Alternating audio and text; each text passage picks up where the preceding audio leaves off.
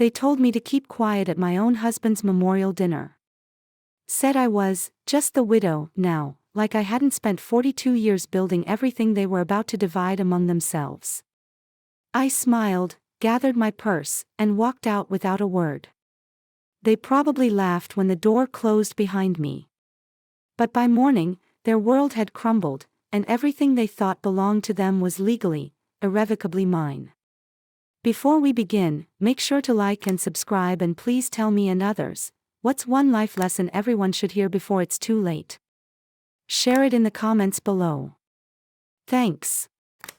My name is Margaret Chen, and at 71, I've learned that sometimes the quietest person in the room holds all the power. I spent 3 hours getting ready that evening, pressing my navy dress twice and checking my appearance in the mirror more times than I care to admit. It was supposed to be a simple family gathering at my daughter-in-law Jessica's house, the sprawling colonial that David and I had helped them buy when the bank wouldn't approve their loan. Not that anyone mentioned that detail anymore. The invitation had been casual, just family, Mom. We need to discuss Dad's affairs and figure out next steps. I assumed they meant the house, the business, maybe the vacation property in Vermont. All things David and I had built from nothing while eating peanut butter sandwiches for dinner and driving the same car for 15 years. I brought homemade apple turnovers because David always said they were better than anything from the bakery, and I thought maybe they'd remind everyone of happier times. When I arrived, the house buzzed with conversation that stopped the moment I walked in. My son Michael was already holding court in the living room, gesturing with a wine glass like he was conducting a board meeting. Jessica flitted around in her designer heels, playing hostess in a house she'd never have afforded without us. Their daughter Sarah, my only granddaughter, gave me a genuine hug, the only warm greeting I received. The others offered polite nods, the kind you give to distant relatives at funerals. We gathered around the dining table I'd given them for their 10th anniversary. Michael cleared his throat and began what sounded like a rehearsed speech about streamlining the estate and making practical decisions for everyone's benefit. I knew immediately what that meant: less for me, more for them. When I gently asked about the family trust David had established, Jessica didn't even look up from her phone. She just said, with that saccharine smile she reserved for difficult conversations, "Margaret, you're just the widow now. Maybe it's best if you let us handle the complicated stuff and just stay quiet." The room fell silent. Then Michael actually chuckled, and so did his brother Tom, like she'd made some clever joke. My hands trembled, not from weakness, but from the shock of being erased so casually by people I'd loved and supported for decades. I looked around the table at faces that had become strangers. Their eyes held that glazed look people get when they're already spending money that isn't theirs yet. I set down my fork, stood up slowly, and said nothing. I wouldn't give them the satisfaction of tears or arguments. I left the turnovers untouched on the counter and walked to my car. For the first time since David's funeral 3 months earlier, the silence felt peaceful instead of lonely. They didn't call after me, didn't even seem to notice I'd left. That night, I couldn't sleep. I sat in David's old leather chair, wrapped in the quilt my mother had made us for our wedding, replaying Jessica's words. Just the widow. Like 42 years of marriage, of building a life and a business together, had been reduced to a legal technicality. Around 3 in the morning, I found myself standing in front of our old filing cabinet, the one David always called Fort Knox, because of how carefully he guarded its contents. I'd never paid much attention to the legal documents, that was David's domain. But something told me to look. Buried beneath insurance papers and tax returns, I found a manila envelope with my name written in David's careful handwriting. Inside was a letter dated just 2 months before his death, along with a stack of legal documents I didn't immediately understand. The letter was brief but devastating. "Margaret, if you're reading this, they've probably already started circling like vultures." I saw it coming the moment I got sick, the way Michael started asking about the business accounts, how Jessica kept bringing up future planning. "I've made some changes. Everything is in your name now. The house, the business, all of it. They don't know, and they don't need to know until you decide to tell them. Don't let them bully you into giving up what we built together. You earned every bit of it. Love, David. The documents confirmed everything. David had quietly transferred all assets into my name, dissolved the family trust, and established me as the sole beneficiary of everything. It was all legal, notarized, and ironclad. I sat there until dawn, reading and rereading the papers, feeling something I hadn't felt since David's diagnosis: power. Not the cruel kind that seeks to hurt others, but the quiet strength that comes from knowing you're not as helpless as people think you are. At 8 o'clock sharp, I called Robert Martinez, our family attorney for over 20 years. He'd been David's college roommate and had handled all our legal affairs. When I told him I'd found David's letter and wanted to activate the new arrangements immediately, he wasn't surprised. "David called me the day after his diagnosis," Robert said. "He was worried about how the family might treat you. He wanted to make sure you'd be protected." By noon, I had signed the papers that made David's final wishes official. Every account, every property, every business asset was now solely under my control. Robert made the necessary calls to banks and property managers, informing them that all future decisions would come through me alone. The first sign of trouble came at 2:30 when Michael texted, "Mom, something weird is happening with Dad's business account. Do you know anything about this?" I didn't respond. 20 minutes later, Jessica called. I let it go to voicemail. Her message was tense: "Margaret, we need to talk. There seems to be some confusion about the estate accounts." By evening, my phone was buzzing constantly. The family group chat was lighting up with increasingly frantic messages about frozen accounts and locked access. Tom, who rarely spoke up about anything, finally wrote, "Did Mom do something to the accounts?" That's when I knew the panic had truly set in. I waited until I knew they'd all be gathered at Michael's house for their emergency family meeting, then drove over with a folder full of documents. I knocked on the door like I was delivering a casserole to a neighbor. Michael answered, looking harried and confused.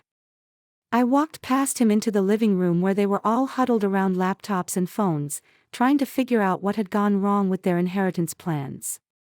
"You might want to sit down," I said, setting the folder on the coffee table. They didn't sit. Jessica crossed her arms defensively, Tom hovered near the doorway like he might flee, and Michael stood behind the couch like he was preparing for battle. I opened the folder and laid out the documents methodically. "This is David's final estate plan," I said calmly. "Everything is in my name. The house, the business, the Vermont property, all the accounts. Everything."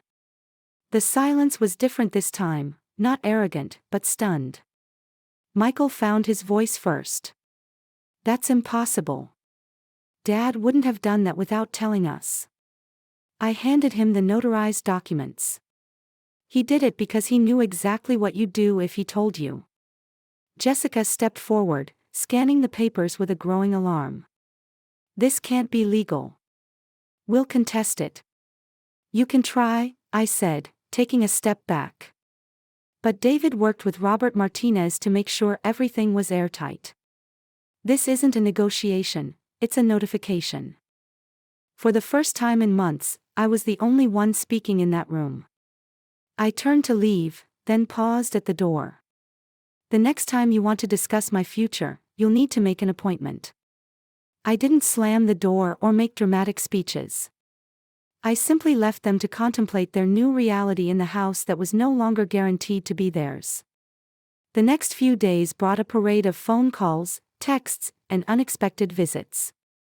Michael tried the reasonable approach, suggesting we work together to find a fair solution. Jessica attempted manipulation, showing up with crocodile tears and stories about their financial struggles. Tom, predictably, said nothing but sent his wife to plead their case. I ignored them all. Instead, I spent my time learning about the business David had built, meeting with accountants and managers I'd never spoken to before. I discovered that our company was worth far more than I'd realized, and that David had been quietly supporting not just our immediate family, but several extended relatives who'd never bothered to thank him. I also learned some disturbing truths. Michael had been using company credit cards for personal expenses, expensive dinners, golf trips, even a down payment on a boat. Jessica had somehow gotten access to one of the business accounts and had been treating it like her personal shopping fund. Tom had been borrowing against his future inheritance to cover gambling debts. They'd all been spending money that wasn't theirs, assuming David would never notice or that I'd be too grief-stricken to care. A week after my revelation dinner, I called another family meeting. This time, I chose the location, David's office, where his presence still felt strong and where the weight of what we'd built together was impossible to ignore. They came reluctantly, probably hoping I'd had a change of heart. Instead, I presented them with detailed records of their financial misconduct. "This is what you've been doing while I was just the widow," I said, spreading the evidence across David's desk. "Michael, you've stolen nearly $50,000 in unauthorized expenses. Jessica, you've been using the emergency business account like your personal ATM. Tom, you've borrowed against inheritance that was never guaranteed to exist." The room was dead quiet except for the ticking of David's old clock. "Here's what's going to happen," I continued. "Michael, you'll resign from the company immediately and repay every cent you've stolen. Jessica, you'll return the money you've taken and stay away from all family financial matters. Tom, you'll figure out your gambling problem without using family money as collateral." Michael started to protest, but I held up my hand. "I'm not finished. The Vermont house is being sold. The proceeds will go into a trust for Sarah's education, the only person in this family who's treated me with respect since your father died. The business will continue under new management, and I'll decide what, if anything, any of you inherit based on how you conduct yourselves going forward." Jessica's composure finally cracked. "You can't do this. We're family. Families don't tell each other to stay quiet while they steal what doesn't belong to them," I replied. "The family doesn't treat widows like inconvenient obstacles to their inheritance." I stood up and gathered my papers. "David saw this coming, which is why he protected me from all of you. I suggest you learn to live within your actual means instead of the means you thought you'd inherit." As I reached the door, I turned back one final time. "Oh, and Jessica. I'm not just the widow. I'm the woman who helped build everything you thought you were entitled to. Remember that." The aftermath was swift and decisive. Michael did resign, though not gracefully. Jessica tried to rally other family members to her cause, but found little sympathy when the truth about their financial misconduct spread. Tom quietly entered a treatment program for his gambling addiction. Sarah, my granddaughter, was the only one who reached out with genuine concern rather than self-interest. "Grandma," she said during one of our weekly coffee dates, "I'm sorry about how everyone treated you. Grandpa would be proud of how you handled this." That meant more to me than all the apologies I never received from the others. I didn't keep everything out of spite. Once the dust settled, I established a scholarship fund in David's name for first-generation college students. I donated the Vermont property to a nonprofit that provides retreats for grieving families. I kept the house and enough assets to live comfortably, but I wasn't interested in hoarding wealth I couldn't use. What I kept was my dignity and the knowledge that David had seen me as a full partner, not just a dependent spouse. He'd trusted me with everything we'd built together, and I'd proven worthy of that trust. 6 months later, I received a formal apology letter from Michael. It was clearly written by a lawyer, full of careful language about misunderstandings and family healing. I filed it away without responding. Some bridges, once burned, aren't worth rebuilding. Jessica never apologized, but she did stop her attempts to manipulate me. Tom sent a brief note thanking me for forcing him to confront his problems. It was the most honest communication I'd received from any of them. The business thrived under new management. I learned to read financial reports and make executive decisions. At 71, I discovered I had a head for business that had been dormant for decades while I focused on supporting David's career and raising our children. Most importantly, I learned that being a widow didn't make me invisible or powerless. It made me free to be the woman I'd always been but had sometimes forgotten in the daily compromises of marriage and motherhood. On the first anniversary of David's death, I stood in our garden, my garden now, and felt something I hadn't expected: gratitude. Not for the pain or the betrayal, but for the clarity it had brought. David's final gift hadn't just been financial security, it had been the reminder that I was strong enough to stand alone. I was never just the widow. I was Margaret Chen, business owner, grandmother, and survivor. And I was finally ready to live like it. The family dinners resumed eventually, but on my terms, in my house, with my rules. Those who came did so with respect. Those who didn't were welcome to stay away. I've learned that sometimes the most powerful thing you can do is exactly what they tell you not to do: refuse to stay quiet, refuse to stay small, and refuse to let anyone else define who you are or what you're worth.